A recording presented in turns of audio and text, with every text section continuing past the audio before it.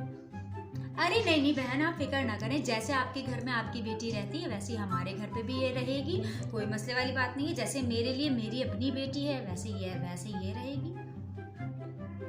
अरे नहीं नहीं, कोई मसले वाली बात नहीं है। अगर उसको खाना पकाना नहीं आता तो हमारी बबली को कौन सा आता था खाना पकाना। उसने भी ससुराल में जाके ही सीखा है। उसके सास वगैरह भी बहुत अच्छी हैं माशाल्लाह से, बहुत बहुत उसका ख्याल रखती हैं। सब कुछ उन्होंने सिखाया। बल्कि जो चीज़ें उसको नहीं आती थी, मेरे घर जब भी आती थी मैं उसको खड़ा कर देती थी किचन में कि नहीं बेटा अब तुम्हारी शादी हो गई, अब तुम सीखो खाना वाना पकाना। तो जैसे मेरी बबली ने सीख लिया वैसे आपकी बच्ची भी सीख लेगी। उसमें कौन थी, अभी छोटी सी तो उम्र है उसकी, 20-21 साल की लड़कियां बेचारी पढ़ाइयाँ कर रही होती हैं, ना कि खाना पकाने सीखेंगी। कोई मसले वाली बात नहीं है बहन, आप बिल्कुल फिक्र ना करें। अच्छा अच्छा, अरे अगर भाई माँ बाप पढ़ाते क्यों हैं आजकल अपनी बच्ची को, आप मुझे ये बताएं बहन जी। इसलिए पढ़ाते हैं ना कि आगे जाके अगर किसी, खुदा ना खासा, वैसे तो अल्लाह का शुक्र है मेरा बेटा बहुत अच्छा कमाता है माशाल्लाह से, किसी चीज़ की कोई कमी नहीं है ना। हमें आप लोगों से किसी किस्म की कोई लालच है कि हमें जहेज़ या हम शादी के बाद खुदा ना खासा उससे जॉब वॉब करवाएंगे। अगर वो करना चाहती है कोई मसले वाली बात, भाई आपने पढ़ाया लिखाया है, वो अगर किसी काम में लाना चाहती है तो हमें क्यों एतराज़ होगा। जैसा वो चाहेगी बिल्कुल वैसा ही होगा। बिल्कुल वो हमारी, आप बिल्कुल, मैं कह रही हूँ ना आपसे, आप बिल्कुल बेफिक्र रहें। मैं उसे अपनी सीने से लगा के रखूँगी उस बच्ची को। तो इतनी प्यारी चांद जैसी बहू, मैं इसीलिए तो लेके जा रही हूँ कि मेरी बच्ची हमेशा, जैसे एक मेरी बच्ची चली गई, मुझे बड़ा अफसोस था कि मेरी बेटी चली गई, तो मैंने सोचा कोई बात नहीं, कल मेरे बेटे की शादी होगी तो मेरी बेटी मुझे वापस मिल जाएगी। तो इसमें कौन से, अगर वो चाहेगी जॉब करना तो मैं आपको गारंटी दे रही हूँ, आपको ज़बान दे रही हूँ, जब चाहे वो जॉब कर सकती है। ठीक है बहन जी, अब तो आप बेफिक्र है। और रहा सवाल देने लेने का, तो हमें आपसे कुछ भी नहीं चाहिए बहन जी। हमें सिर्फ आपकी, मैं कहती हूँ कि ना, जिस इंसान ने अपनी बेटी दे दी उसने समझ लिया अपना कलेजा निकाल के आपको दे दिया। आप सिर्फ उसके नसीब की अच्छी दुआएं करके हमारे साथ उसको रुखसत कर दें। 2 जोड़ों में हमारी अल्लाह का दिया सब कुछ है, हमें कुछ भी नहीं चाहिए। और फिर शादी के चंद सालों के बाद, यानी एक छोटा बच्चा होने के बाद, मम्मी जी ज़रा मुन्ने को संभाल लीजिएगा।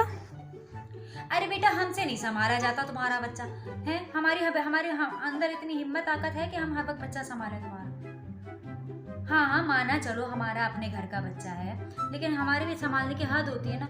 हम भी थक जाते हैं, सारा दिन नमाज पढ़नी होती है, सारा काम करना होता है। अच्छा चलो लिटा दो यहाँ पे इसको।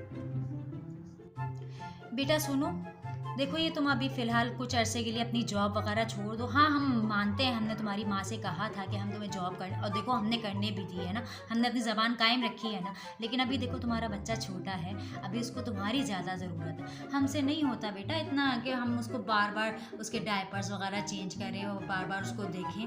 तुम ऐसा करो, कुछ अरसे के लिए अभी ब्रेक ले लो, है। तुम्हारा बच्चा जब स्कूल जाने लगेगा इंशाल्लाह तो फिर तुम दोबारा से कर लेना अपनी जॉब। कौन सी जॉब कहीं भागी जा रही है तुम्हारी, हैं। मम्मी जी वो ज़रा मुझे हलीम बनाने का तरीका बता दीजिएगा एक दफ़ा फिर से। मैं ज़रा, असल में उसके इंग्रेडिएंट्स इतने सारे होते हैं ना, वो मैं भूल गई हूँ किस तरह बताया था आपने। एक दफ़ा रिमाइंड कर। हाँ इतना तुम्हें सिखा चुके हैं। तुम्हारी शादी को माशाल्लाह से 2 साल हो गए हैं। इतना तुम्हें हर दफ़ा बताते हैं कि इसमें अब प्याज डलेगी, अब अदरक लहसुन डलेगा, अब सब इस तरह से मसाले डलेंगे, लेकिन उसके बावजूद भी हर दफ़ा तुम रट्टू तोते की तरह पूछने के लिए आ जाती हो कि अब क्या करें, अब क्या करें। इतना तो तुमने दिमाग ख़राब कर दिया हमारा। अब क्या करें हम तुम्हारा, क्या हम खुद ही खाना ना पका लें जितनी देर तुम्हें बताते रहें। हम नहीं बताएंगे अब दोबारा से। एक दफ़ा पूछ लिया करो हमसे, 10 दफ़ा बना चुके हैं हम तुम्हारे साथ खड़े होके, उसके बावजूद भी तुम हर दफ़ा पूछने के लिए आ जाती हो कि क्या करें क्या करें। समझ में नहीं आता तुम्हारे। तो बाकी सारे दुनिया के सारे काम करा लो, फैशन करा लो, तुमसे खाना पकाने के लिए तुमसे हर दफ़ा हमसे पूछना पड़ता है कि क्या बना ले क्या बना ले।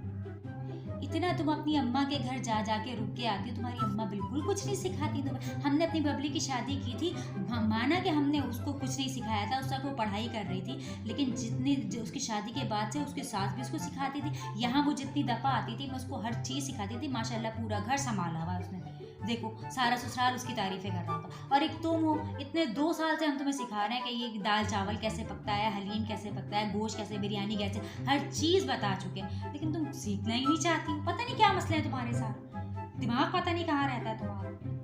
2 दिन के बाद, मम्मी जी मैं आज शॉपिंग पे चली जाऊँ? वो असल में मेरी कज़न की शादी आ रही है ना, उसके लिए मुझे शॉपिंग करनी है, कुछ कपड़े बनाने थे। क्यों भाई, इतनी शॉपिंग, आए दिन शॉपिंग। मेरा बेटा क्या हराम का कमाता है या पेड़ों में लगे होते हैं पैसे कि तुम्हें हर दूसरे दिन के बाद शॉपिंग पे जाना होता है? अभी पिछले महीने तो तुम इतने थैले भर भर के शॉपिंग करके लाई थी, उसी में से कुछ पहन लो अपने कज़न की शादी में। तुम्हारी शादी के अभी इतने जोड़े रखे हैं, उसमें से कुछ पहन लो। अभी हमने जो बरी में चढ़ाए थे उसमें से भी काफ़ी सारे सूट तो तुमने सिलवा के पहने नहीं है अभी तक। फौरन तो तुम्हारे माशाल्लाह से बच्चे की कहानी हो गई थी, उसमें से कुछ सिलवा के पहन लो। ज़रूरी है मियाँ का खर्चा कराना? तुम लोग तो थकते नहीं हो कसम से शॉपिंग कर करके। हमारा दिमाग ख़राब ना करो, हम तो जा रहे हैं आराम करने के लिए। जाओ यहाँ से, जो दिल चाहे अपने मियाँ से पूछ लो, अगर वो कहता है तो खुद अपनी खुशी से चली जाओ, हमसे ना पूछा। चलो जाओ।